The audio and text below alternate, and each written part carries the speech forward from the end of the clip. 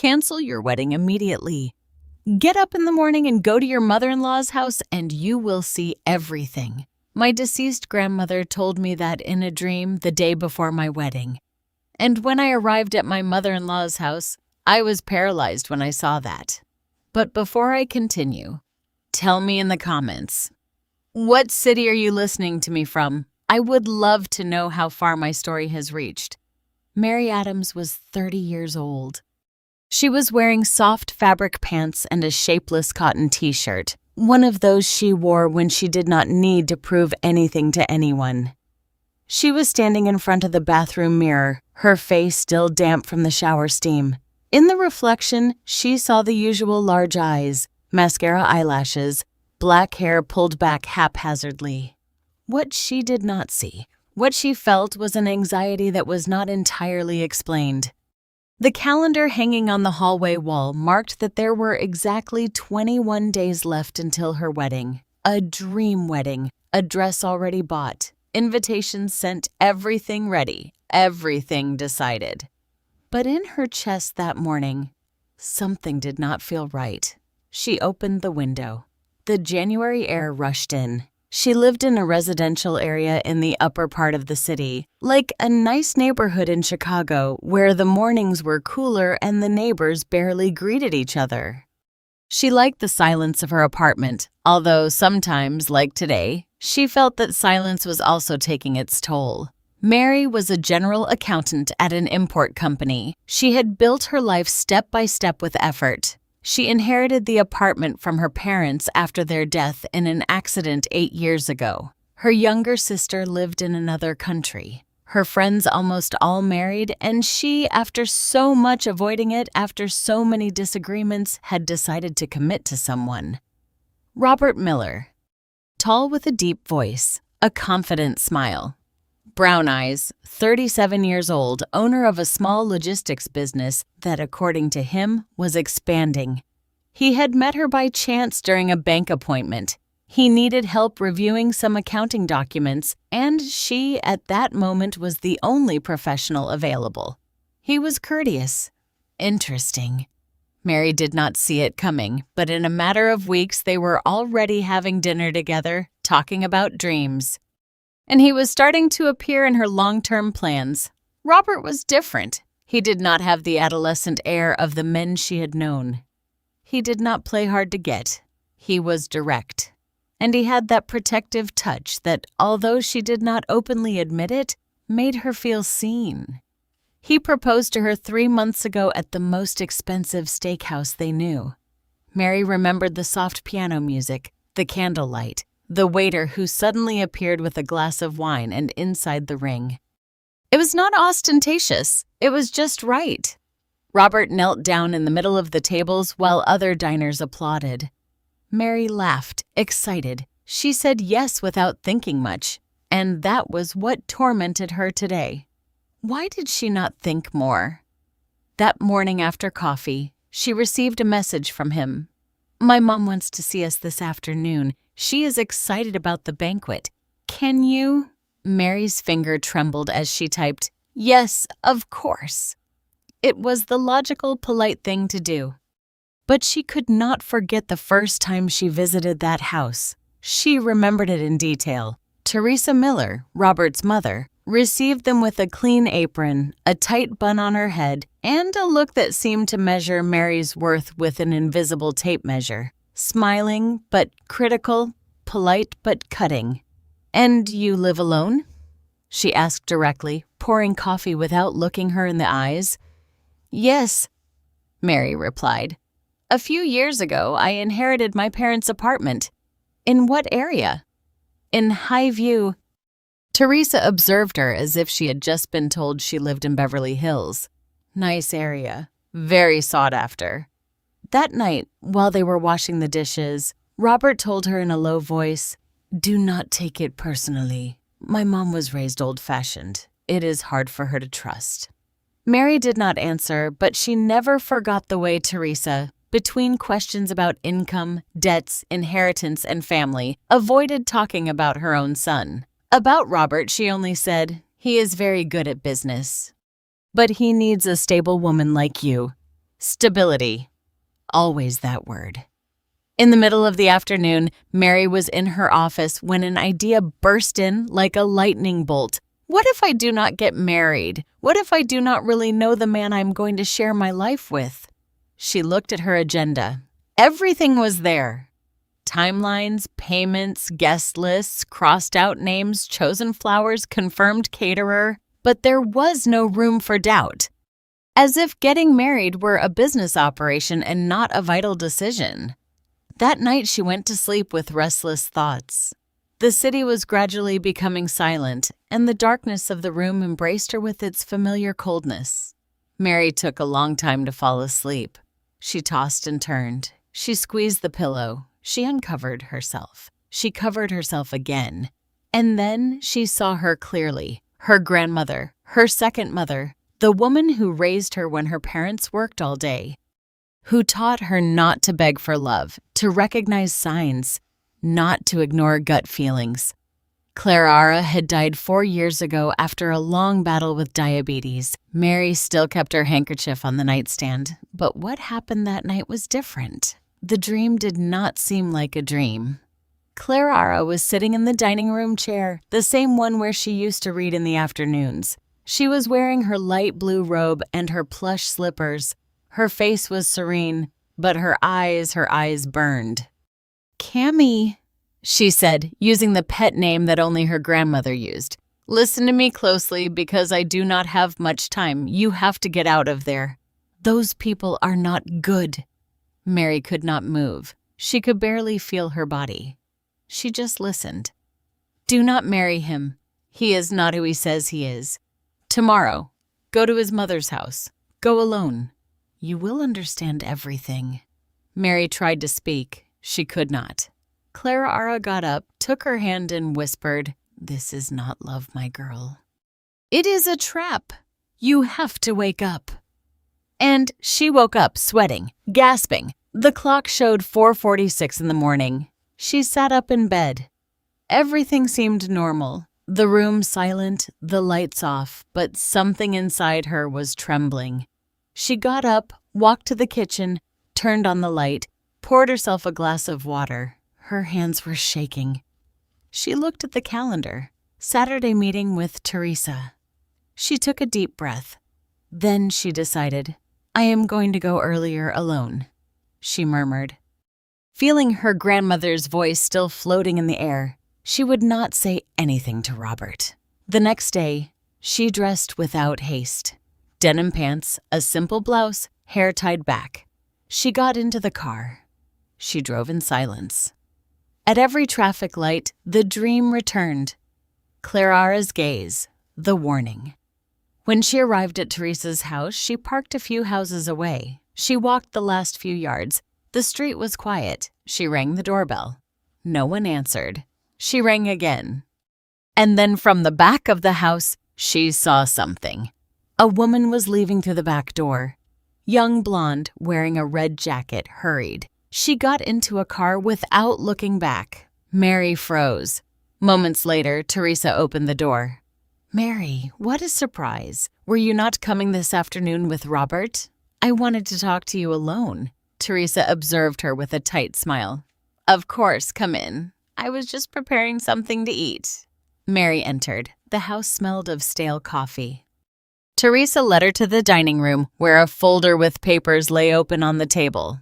"I am reviewing the paperwork for the event hall," she said. But what Mary did not know was that the folder had nothing to do with the wedding. While Teresa went to the kitchen, Mary took a quick look. Names, lists, addresses, and a title. Single property owners. A chill ran down her body. Then she understood. The woman who left through the back door was not just any visitor. And Teresa was not just an intrusive mother-in-law. Mary swallowed. Her heart pounded in her chest. And there, in that house where everything seemed orderly and quiet, her life began to crumble. Teresa returned from the hallway with a tray of dry cookies and a smile as fake as the embroidered tablecloth on the table. "Do you like chamomile tea, Mary?" "It is calming," she said, placing the cup in front of her with hands that trembled slightly. It is fine, thank you, Mary replied, without taking her eyes off the folder she had just seen. She had subtly closed it as soon as she heard the footsteps returning. Still, her mind kept reviewing what she managed to read. Women's names, addresses, columns with titles like marital status and property and own name, all in legible handwriting with marginal notes. Teresa sat down on the other side of the table. Mary looked at her. Her gestures seemed the same, but there was a strange glint in her eyes, an uncomfortable stiffness, as if she knew she was acting and feared being discovered. "Everything okay, Mary?" Teresa asked in a soft voice. "You look a little pale." "Yes, of course. I woke up early." Lying to her was easy, too easy. As if Teresa's presence activated a defense mechanism that Mary did not know she had. While she took a sip of tea, her thoughts were a dense cloud. Who was that woman who left through the back? Why did the folder contain such sensitive information? Why was Teresa acting as if everything was fine when it was clear that it was not? "Tell me, Mary," Teresa said while fiddling with a napkin, "are you happy with Robert?" The question dropped like a stone in the water. Mary looked at her surprised. "Of course," she replied. "Why do you ask?" "For no reason. Weddings always bring stress, doubts, things one thinks were already settled. And later, when you are already married, you realize there were signs, little ones, that you preferred not to see." "Are you referring to your marriage?" Teresa laughed without humor. "I did not marry for love, Mary. I married because it looked good. Because back then, a woman without a husband was frowned upon. But do not worry, you are not like me." "What do you mean?" "That you have something I never had. A property in your name, a stable career, control over your life. Robert needs a woman like that. You balance him." Mary swallowed. The conversation was a strange mix of praise and manipulation. Every word seemed to have another hidden behind it. "And what do you think of Robert?" she asked. Teresa looked at her for an instant. Her smile vanished. "He is my son, and that is not what I asked you. I know him better than anyone. I know what he is capable of, and also what he needs. Robert has flaws, like everyone, but he also has a big heart. Does that woman who left through the back door think so too?" The question was direct, a shot in the middle of the living room. Teresa tensed. "What are you talking about?"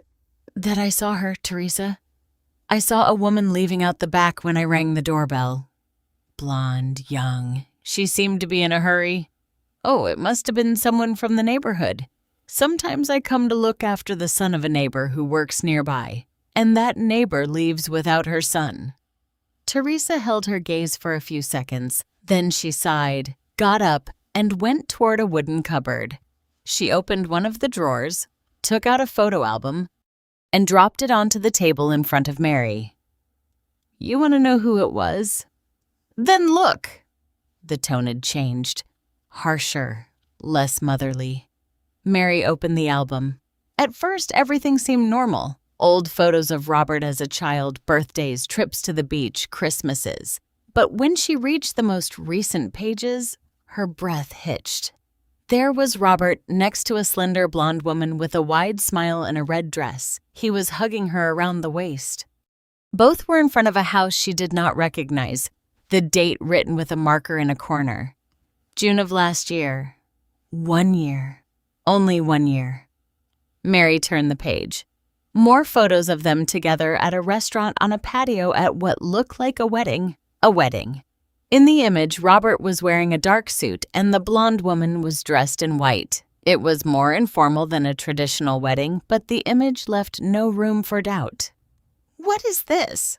Mary asked, her voice cracking. "A phase that has passed," Teresa replied without batting an eye. Robert was with her. Yes, it was crazy, very fast, but it did not work out. She was problematic. Problematic? Too emotional. She wanted to control him. In the end, it was better that they separated. Did they get married? That is his business and hers. Mary slammed the album shut. Her hands were shaking. "Why did he never tell me anything?" And did you ask him? The silence was absolute. Teresa sat down again. Her expression was different, more serious, more real. Listen carefully to what I'm going to tell you, Mary. There are things that are better not to know. Sometimes the past is just that, the past. Digging it up only brings pain. And what about the deception? Do you think anyone is safe from that? Mary got up. She could not stand it anymore. She walked toward the door, opened it quickly. Teresa did not move. Do you really want to marry Robert like this? Except that there are parts of his life that you will not understand or control. Marriage is not a contract between angels. Mary left without answering. The drive back was long. The traffic seemed endless, but she did not see the cars or hear the noises. She was only thinking about the blonde woman, about the photos, about the folder, about everything she had ignored for love. That night, when Robert arrived at her apartment, Mary was sitting on the sofa with the album in her hands. He walked in with a smile as if nothing were wrong. He was carrying a bag with Chinese food and a bottle of wine. Honey, look what I bought. Your favorite.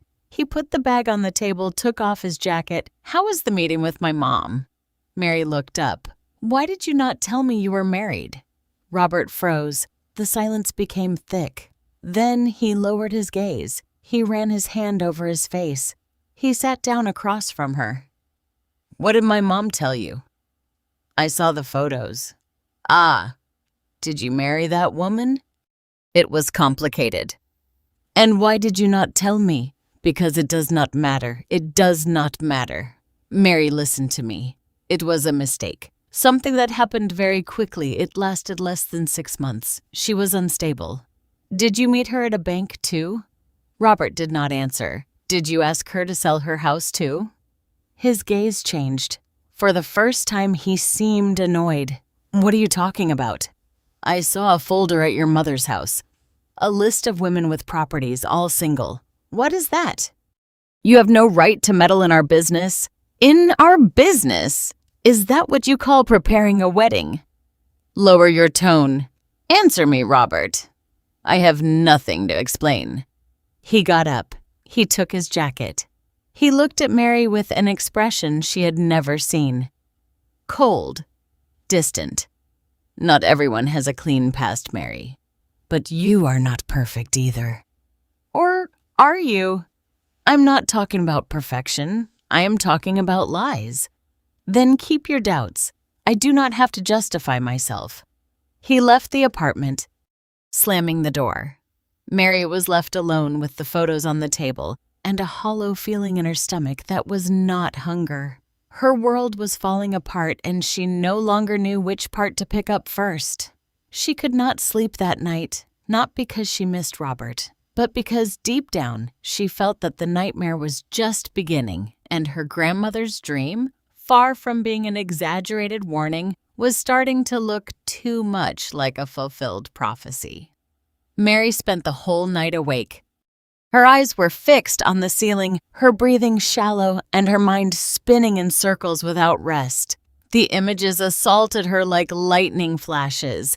The blonde woman leaving through the back of the house, the folder with names and properties, the photo album with a previous wedding, Robert's cold reaction. She did not know if she felt rage, fear, or shame, maybe everything at the same time. The dawn arrived relentlessly. She got up without energy, made herself a coffee, and let it cool without tasting it. She was still wearing the same pajamas she wore the night before. Her cell phone vibrated on the table. It was Margaret, her best friend since college, the only person with whom she could be completely honest without feeling like she had to justify every emotion. "Are you okay?" Margaret asked when she answered. Mary took a second to respond. "No. Do you want me to come over?" "Yes." 30 minutes later, Margaret was sitting in her living room with a notebook in her hands, as if they were improvised detectives. Her hair was pulled back in a tight braid, and she had the expression of someone ready to unearth secrets, no matter the cost. "Tell me everything from the beginning," Margaret asked firmly. Mary did. From the first day she met Robert at the bank branch to her grandmother's dream, the folder, the photo with the blonde woman, and the final argument. Margaret did not interrupt, just nodded silently, taking mental notes. When Mary finished, Margaret exhaled loudly. We have to find out who that woman is. How? Social media.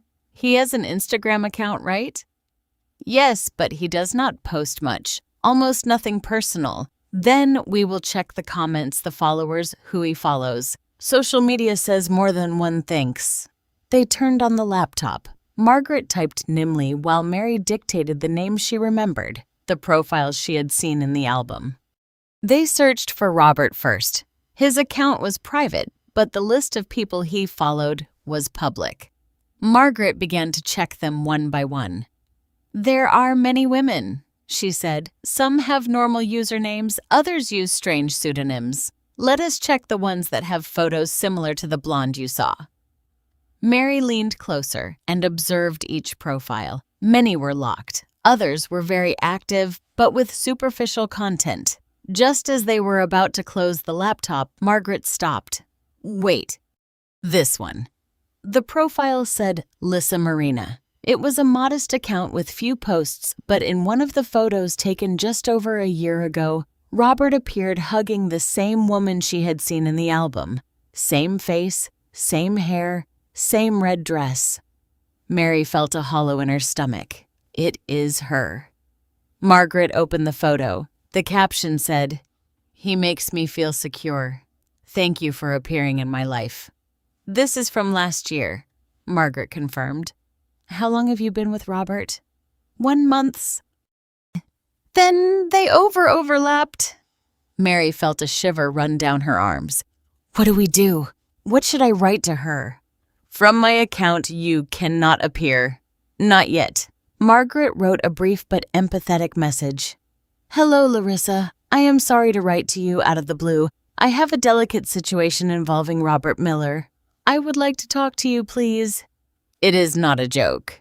They sent it.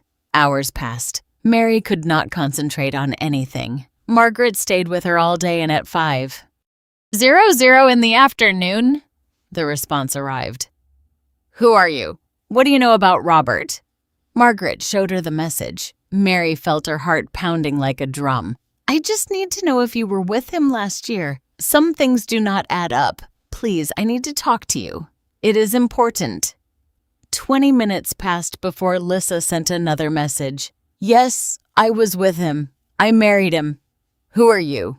Mary took Margaret's phone and typed with trembling fingers. I am Mary Adams. I am his fiancée. The answer did not take long. Oh my God, another message followed. We need to talk, but not here. Can we meet? I have something to show you. Margaret and Mary agreed to meet the next day at a downtown coffee shop in New York City. The place was open with large windows, and there were always people. It seemed safe. Mary barely slept that night, but this time it was not out of fear. It was out of the desperate desire to know, to understand, to confirm what she already feared. The next day, Mary arrived 10 minutes early. Margaret accompanied her, but stayed at another table to observe from afar. Lissa arrived on time. She was thinner than she looked in the photos. Her face was tired with dark circles, and her hair was pulled back in a casual bun. You are Mary, she said without greeting her. Mary nodded. Both sat down. Tell me everything, Lissa said with a rough voice. How long have you been with him?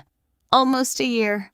I told my friend everything. We started searching social media. You appeared. Lissa lowered her gaze. She took a folder from her purse. She put it on the table. It is all here. Copies of the documents for the house I sold, messages from him, the police report. Although it did not help at all. Mary opened the folder. The papers were organized. Public deed of sale. Bank deposit in Robert Miller's name. A printed WhatsApp message where he promised her in 6 months, I am going to give you the house you deserve. What happened after you sold? He disappeared. He took all the money, changed his number, blocked me. I went to his house and his mother told me he was traveling, that she knew nothing. Did you not file a police report? Of course. But there was no way. Legally, it was not theft. I sold of my own free will. He did not force me. I did not leave proof that the money was for him. I did not sign anything. Mary felt a knot in her throat. And how did you meet him? At the bank. I went to do some paperwork. He helped me with some documents. He seemed kind.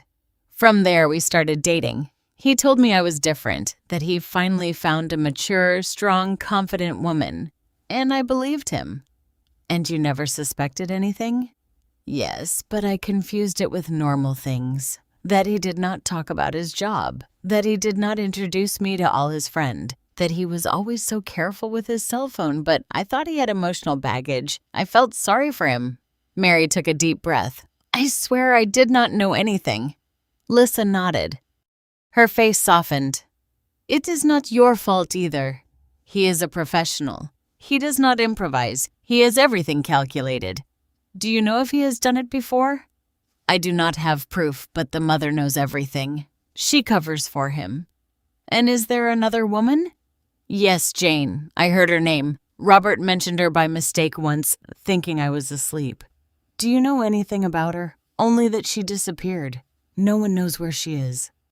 They think she moved to another country or that something worse happened to her. Mary felt her stomach clench.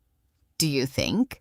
I do not know, but if I had not had my sister nearby, maybe I would have ended up the same way. I got depressed. I shut myself in. I lost my friends. I did not trust anyone. And now I work part-time.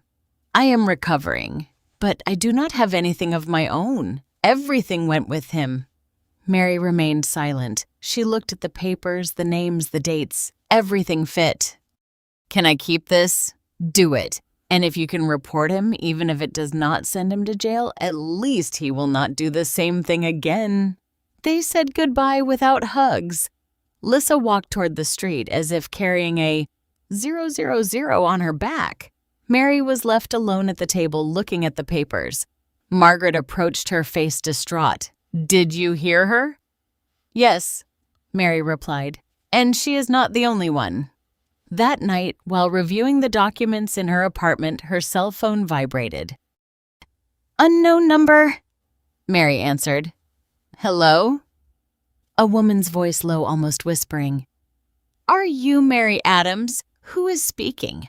I cannot say my name, but listen to me carefully. Do not marry Robert. He is not who he says he is. Mary was speechless. Who are you? Just someone who knew him. He ran away with everything I owned. Do not let the same thing happen to you. Please. And she hung up. Mary stood up alone, the phone still at her ear as it began to rain outside. The rain was not heavy, but it had that persistent sound that seemed to drag dark thoughts, memories one would prefer to bury. The echo of the anonymous voice still floated in the air of her apartment as if every corner had heard it. Do not marry Robert. He is not who he says he is. She turned off the cell phone with ice-cold hands. She felt a pressure in her chest, a weight she could no longer ignore. What at first seemed like a bad feeling had transformed into a truth that pursued her at every step. She was engaged to a man who built his life on lies. The next morning, even before having coffee, she dialed Margaret's number. Her voice sounded determined, leaving no room for doubt. I need an investigator, a good one. Someone who does not just look on social media. I want real proof. Margaret did not ask questions. She sent her the contact of someone trustworthy, a man named Alan Harrison, former police officer, now a private detective. He had a reputation for being discreet and meticulous. Mary dialed his number without thinking. The appointment was in a small office located in an old building downtown in Miami. Alan was a man in his 50s with a trimmed beard and gray eyes that seemed to see more than they should. He listened carefully as Mary explained everything. He did not interrupt even once. He only took notes with a blue pen that seemed to have been worn out from writing so many other people's truths. Do you have proof? He asked when she finished. Only this, Mary replied, handing him the folder Lissa had given her and a couple of messages, an anonymous call. Alan quickly flipped through the documents. This is enough to start, but it is not enough for a formal complaint. Let us see what else there is. How much time do you need? It depends on how many skeletons the guy has in the closet. Although I warn you, if what you tell me is true, you are not going to like what I find. I do not like anything anymore, Alan. I just want the truth.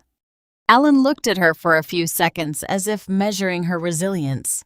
Then he nodded. I will call you in 1 week. The following days were torture. Mary lived with her cell phone glued to her hand, waiting for news. She avoided Robert with simple excuses, work meetings, headaches, accumulated work. He responded with understanding and sweet messages, as if he genuinely cared about her well-being. That was the most unbearable part, the theater. The constant performance of a man who knew how to pretend perfectly. On the 7th day exactly, Alan called, I have what you asked for. Can you come today? Mary did not hesitate. Alan received her in the same office, but this time on the desk there was a thick envelope sealed and a black folder with her name written by hand. She sat down across from him. Alan was not smiling. I would be lying if I told you this is the worst thing I have ever seen, he began, but it is close. Robert Miller does not exist as such, not legally at least. Mary felt her stomach clench. What do you mean?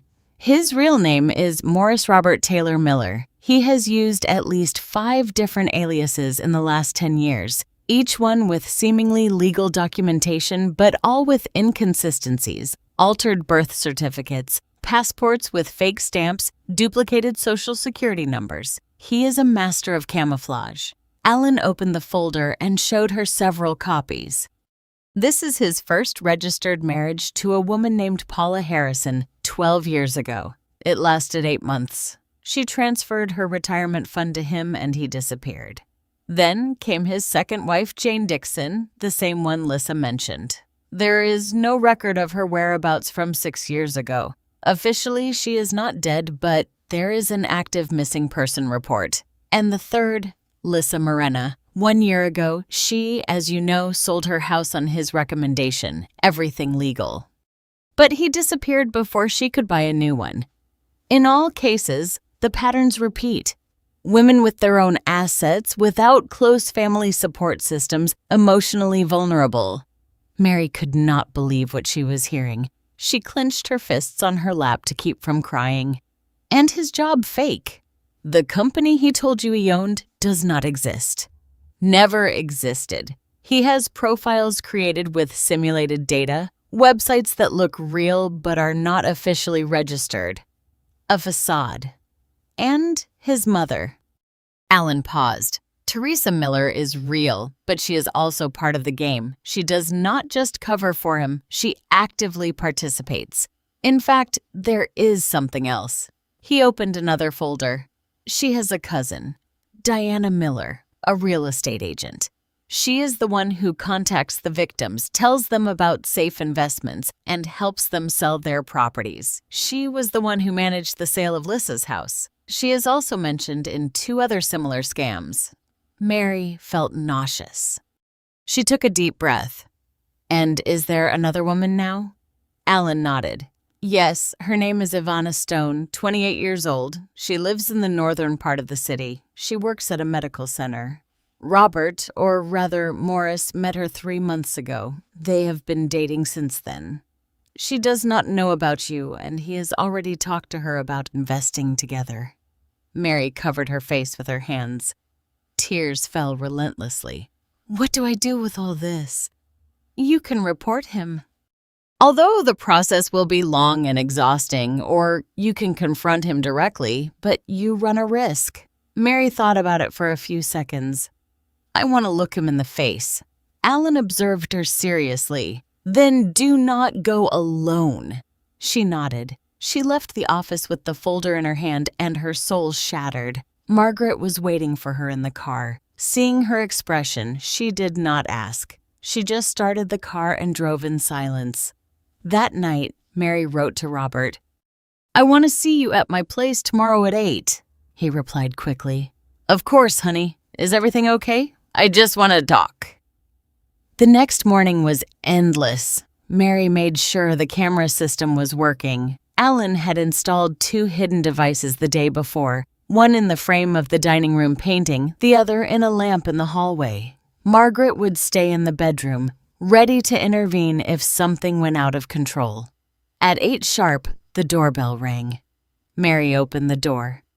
Robert was immaculate with his white shirt and usual smile. Hello, beautiful. I missed you. Mary did not answer. She stepped aside and gestured for him to come in. He entered without noticing anything strange. He sat down on the sofa as if it were his home. What is this mystery? Are you going to give me a surprise? Mary sat down across from him. The black folder was on the table. I want you to see this. Robert opened it. He read the first page, then the second. His expression began to change. The smile faded. His eyes hardened. Where did you get this? From someone who tells the truth. You have no idea what you are doing. I know I do. You are making a mistake, and the only mistake was believing in you. He slammed the folder shut. He leaned toward her. You do not know what you are getting into, Mary. Are you threatening me? He smiled, but it was not his usual smile. It was different, cruel. You messed with the wrong people. He got up, took his jacket, and left. Mary did not move until she heard the door close. Then she ran to the bedroom where Margaret was already standing, phone in hand. Did you record everything? Every second. Mary breathed, but it was not relief. It was the beginning of a war. The silence in the apartment became thick, as if the walls had heard Robert's every word and also knew that something terrible was coming. Margaret slowly closed the bedroom door, still holding the cell phone, the video recorded and protected. Mary sat on the edge of the bed and lowered her gaze. She was not afraid yet, but she had a clear awareness of what she had just provoked. She had crossed an invisible line. She was no longer the deceived woman. Now, she was the woman who had exposed an entire web of lies. And that, in Robert's world, was declaring war. The first thing she did was cancel the wedding. She called the planning company, the event hall, the florist, everything one by one. Each call was a liberation and at the same time a wound because it still hurt. Not the love, but the deception, the profound, the systematic, the planned, the cruel. A few days later, the other things started. At first, they were small things. An unidentified call that hung up as soon as she answered. Then another with a distorted voice that only repeated her name and hung up. Mary thought it was a coincidence or perhaps a bad taste joke, but deep down she knew it was not a joke. It was the beginning of the punishment. One morning when she went down to the building garage to go to work, she found a folded white envelope under the windshield wiper of her car. The paper had no return address. Inside, a message written in large black letters. You are playing with fire. It burns nicely, but it kills slowly. Mary froze. Her fingers trembled. She looked around. No one, just the echo of other neighbors' footsteps going up the elevator. She put the paper in her purse and went back up to her apartment. She canceled work that day. She called Alan. They have started, she told him bluntly. I told you it would happen. Do you have the envelope? Yes, I am on my way. Stay inside. Do not open the door to anyone. 30 minutes later, Alan was knocking on the door. He brought a briefcase and a somber expression. He checked the paper, photographed it, and put it in a plastic bag. This is not just intimidation. This is a warning. It is their way of telling you that you are no longer playing on their turf. Now you are a threat. What do? We are going to put up cameras, one at the door, one in the hallway, and I am going to leave you a panic button. You activate it, and it comes directly to me. You cannot be alone anymore, Mary. That night, she slept with a heavy heart. Margaret stayed with her asleep on the sofa. Alan promised her that he would pull strings at the prosecutor's office. The evidence was compelling. Not only because of the investigation he had done, but because of the testimonies of Lissa and other victims who had been encouraged to speak after she contacted them with Margaret's help. The file was being built, but there was still no arrest warrant, just an open process.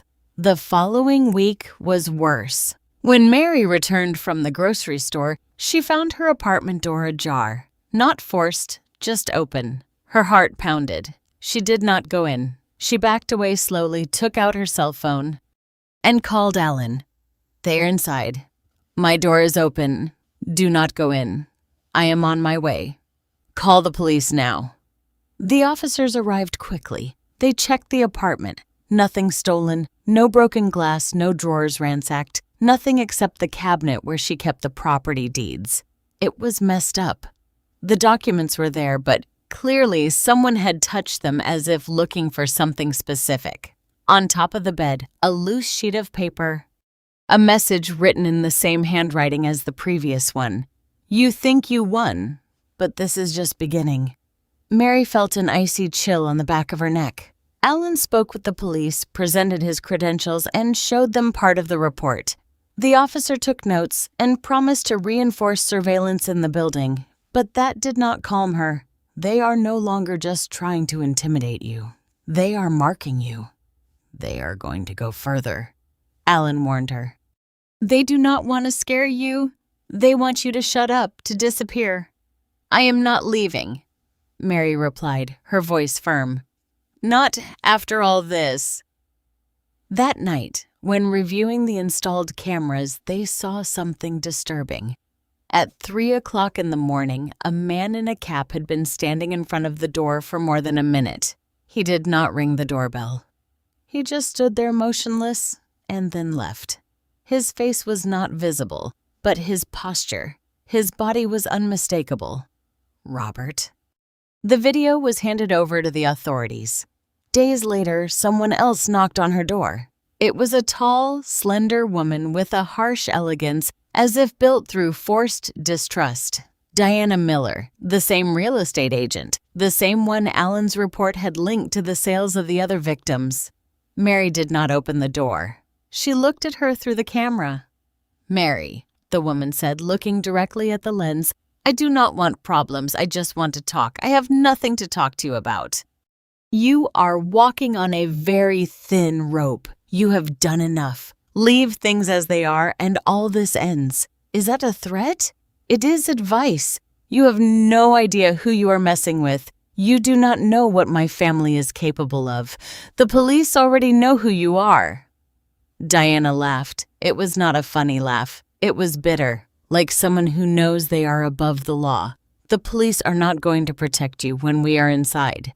And believe me, we could get in whenever we wanted." Mary felt her blood run cold. Diana left without looking back. Mary sent the video to Alan. He shared it with the prosecutor's office. The case gained momentum. The complaint was formally filed under charges of fraud, identity theft, and criminal conspiracy. An arrest warrant began to be processed, but the process was slow. The laws did not move with the urgency Mary needed. She installed an electronic lock. She hired private security. Margaret temporarily moved in with her. Alan came by every night to check everything. Still, she could not sleep more than 3 hours straight. The phone kept ringing at strange hours. She received empty emails, messages from fake accounts with photos of her building. The threats were mixed with constant fear. But something inside her was growing. It was not hatred, it was determination. On Friday night, Margaret went out to see her mother. Mary was alone for the first time in days. She took the opportunity to review the papers calmly, organize everything into folders, and scan documents.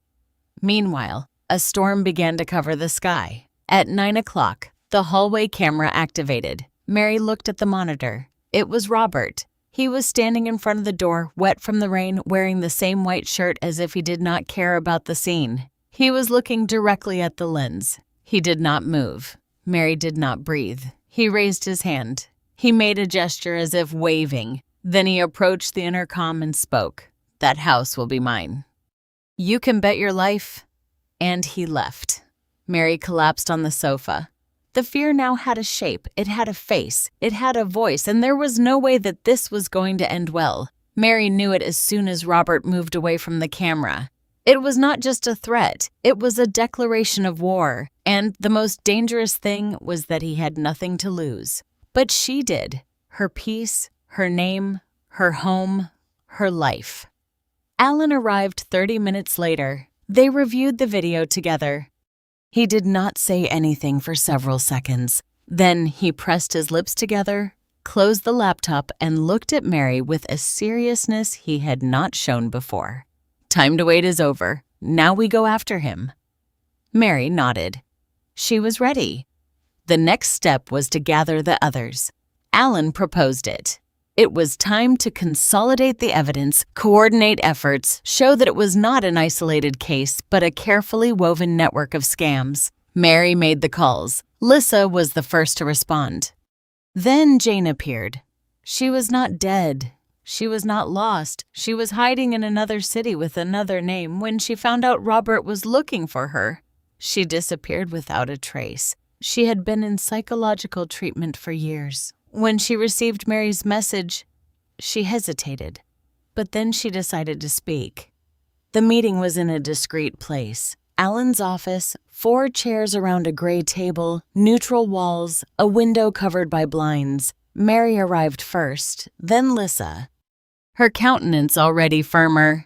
Then Jane, who entered with short, nervous steps as if everything in that space could betray her. And finally, Irene. Mary did not know Irene. Alan had contacted her after reviewing Robert's latest activities. Irene had not been scammed, but she was about to be. She had a house in the suburbs of Dallas, lived alone since her mother died, and had met Robert at an art gallery. He approached her with the same discourse, admiration, sweetness, promises of a joint business. When she began to suspect, she found an anonymous blog online where a woman warned about her case. It was Lissa. The conversation between them was tough, but also powerful. They were not just victims, they were survivors. Each one told her story from a different angle, but the wound was common. The deception, the manipulation, the shame, the fear. Jane was the hardest to listen to. He asked me to sell my parents' house. He promised me we would open a clinic together. I gave him everything. When I started asking questions and he locked me in my own house for days, he took my phone. I had to escape through the window. No one believed me.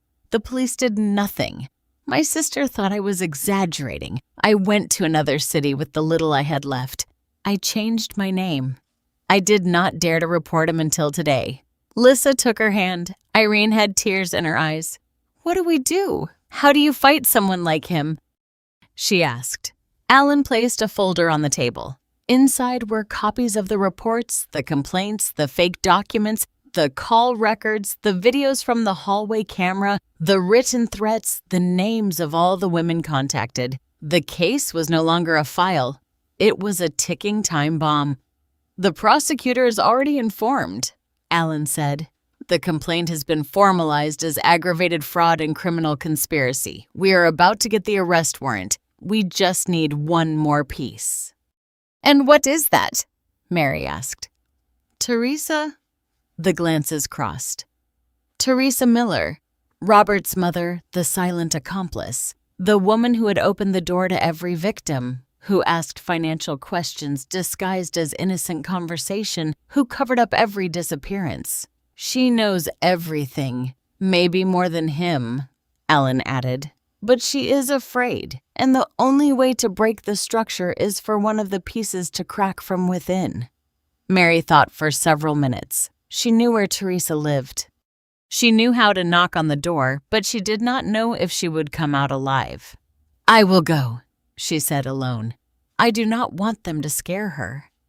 Alan disagreed, but finally accepted. He placed a hidden microphone and a tiny camera on the lapel of her coat. Margaret accompanied her to the building entrance and then waited outside in the car. Mary climbed the stairs with tense legs. She knocked 3 times. Teresa took a long time to open. Her face showed surprise. But not the feigned kind from before. It was something else. Pure tension. "What are you doing here?" she said without hiding her discomfort. "I need to talk to you alone. I am not here to fight or to scream, just to talk." Teresa hesitated but stepped aside. Mary entered. Everything was the same as the last time. Too much order, too much silence. They sat down in the dining room face to face. "Your son came to my house. He threatened me. I have proof, recordings, testimonies. We know everything." "Teresa, we know about Diana, about the other women. You can help us or you can go down with them." Teresa lowered her gaze. Her fingers trembled. She did not say anything for almost a minute. "I did not know at first," she murmured. "I just thought I was helping my son get ahead. He told me they were business deals, that he was giving opportunities to women who did not know how to manage their assets." And when they disappeared, Mary asked, "Did you also justify that?" Teresa burst into tears.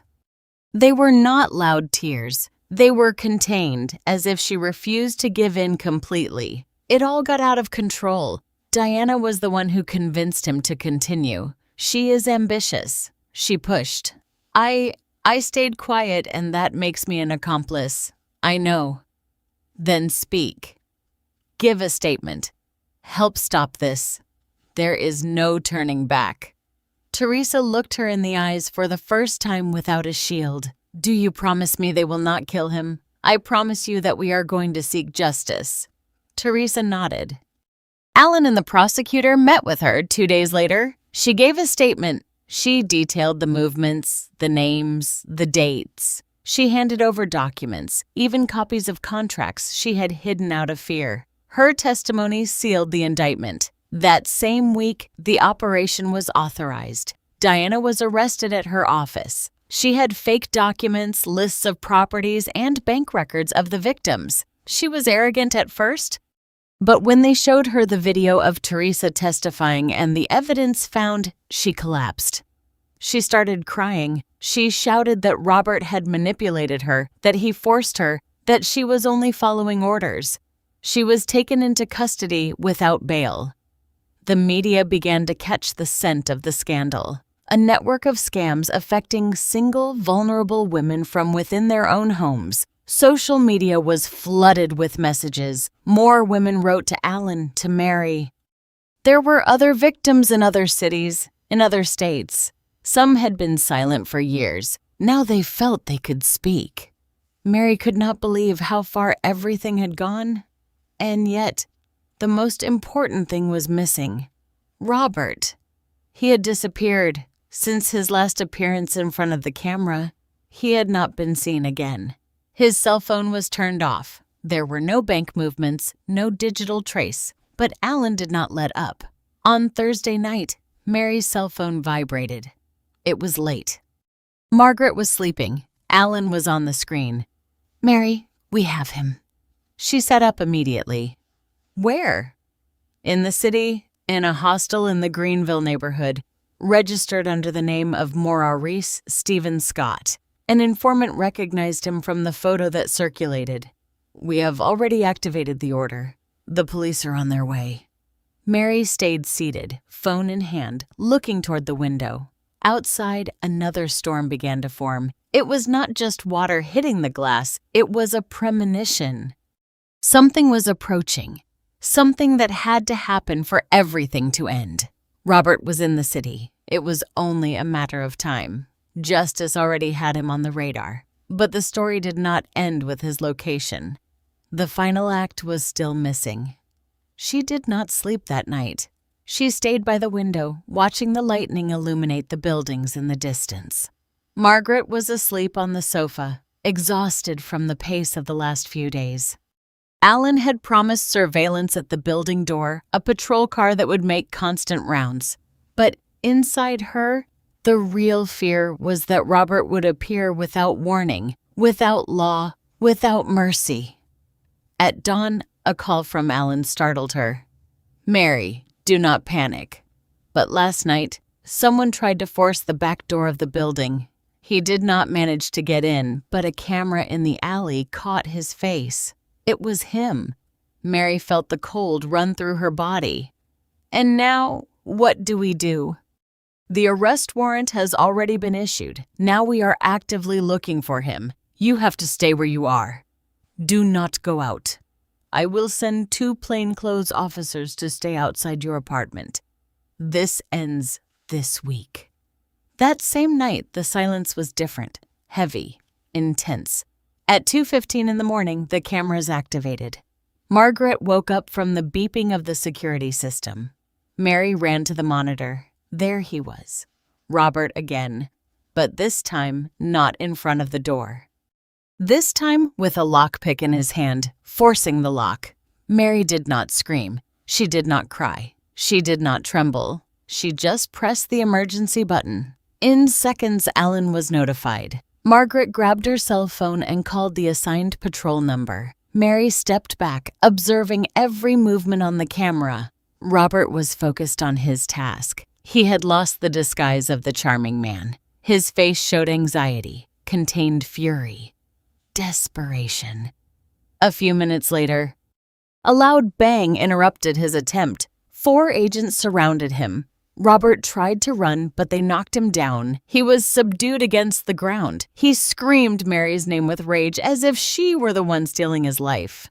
The agents handcuffed him and dragged him out of the building. Margaret hugged Mary without saying a word. She did not cry. She did not tremble. She just closed her eyes. For the first time, she could say she had survived. The news spread quickly. The media reported the arrest of an alleged serial scammer accused of defrauding several women in different states. Robert Miller, also known as Maurice Taylor, was in custody. The preliminary hearing was scheduled for 5 days later. The courtroom was filled with faces who knew their story from the inside. Mary arrived accompanied by Margaret, Alan, and a prosecutor. Lissa, Irene, and Jane were there too. Teresa arrived alone. No one hugged her. But everyone understood the cost she had paid for testifying against her own son.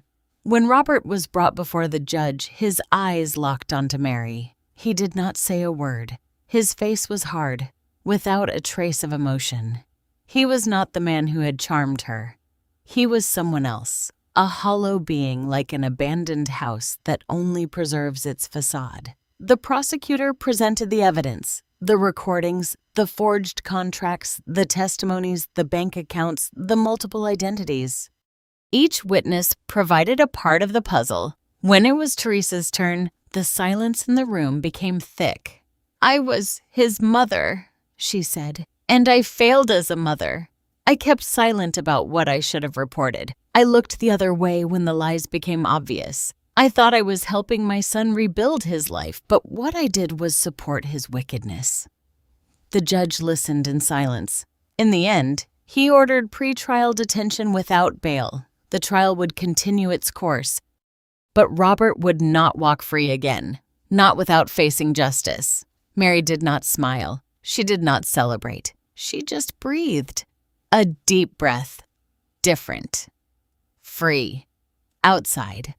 The victims hugged each other. They were not the same women he had destroyed. Now they were different, stronger, closer, more awake. Alan looked at them with respect. Margaret cried silently. Mary just looked up at the sky. It was as if her grandmother were there watching everything. That night, Mary went to bed early. Margaret decided to sleep at her own house for the first time in weeks. The apartment was calm, everything in its place. Everything in order. At 3 o'clock in the morning, she dreamed of her grandmother again. But this time, they were not in the kitchen. There were no warnings. There was no fear. They were in an open field, a place full of flowers. Clara looked at her with a smile that lit up her face. "Now you are free," she said. "You did the right thing, not just for you, for all of them." Mary woke up with tears in her eyes. They were sweet tears of relief, of gratitude. The sun was coming through the window. The storm was gone. Days later, she began to live not as therapy, not as revenge, as a legacy. Her story had to be known. It had to reach other women. Those who lived with a manipulated heart. Those who did not know how to recognize abuse behind a smile. Those who thought love naturally hurts. Those who were silent out of fear, shame, or guilt. The book was titled The Ones Who Woke Up in Time. It was a success, but more important than that was the support network that formed from it. Mary founded a nonprofit organization to help victims of psychological violence and emotional manipulation. Irene became a counselor. Lissa became the project's accountant. Jane, after several months of recovery, dared to give public talks. Teresa, after serving her sentence for complicity, offered her testimony from the other side of shame. Robert was sentenced to 20 years in prison. Not for love, not for betrayal, for fraud, for emotional distress, for criminal conspiracy. But the deepest justice was not that of the courts. It was the internal one. Mary walked down the street again without looking back. She learned to trust again, although with more open eyes. She went back to sleep without expecting dark dreams. She became herself again, but a new version, stronger, wiser, more alive. And every time someone asked her how she got out of it all, she said the same thing. It was not just because of me. It was because someone from another place warned me, woke me up, held me when I could not anymore.